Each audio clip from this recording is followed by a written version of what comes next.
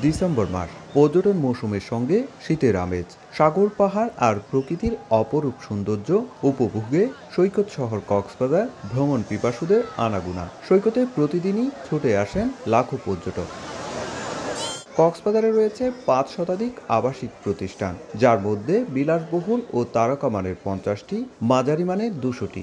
বাকিগুলোর মধ্যে বেশিরভাগই কটেজ ও guest house. এসব প্রতিষ্ঠানে গত ১৩ই ডিসেম্বর থেকে ভিড় বাড়ে পর্যটকদের, যা 31st নাইটে ছিল স্বাভাবিকের চেয়েও বেশি।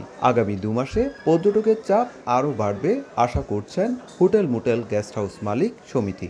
আমরা আশা করছি যে আগামী এই চলিত মাসে আবার নতুন করে পর্যটকেরা ভিড় করবেন।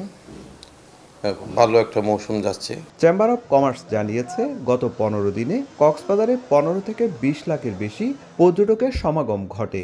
এ সময় পর্যটন সংশ্লিষ্ট খাতে ব্যবসা হয় আনুমানিক ১,৫০০ কোটি টাকার বেশি। পর্যটন শিল্পটাকে বেগবান করার জন্য আমাদের বিগত মাসের পরিসংখ্যান এবং পর্যটকদের একটা ফিডব্যাক নেওয়া উচিত, যার ফলে আগামীতে এর পর্যটকদের আগমন যাতে আরও বৃদ্ধি পায়। হোটেল ছাড়াও কক্সবাজারে রয়েছে কমপক্ষে ৫০০টি রেস্তোরাঁ, সহস্রাধিক বার্মিজ পণ্যের দোকান, কয়েক হাজার ফটোগ্রাফার ও হকার।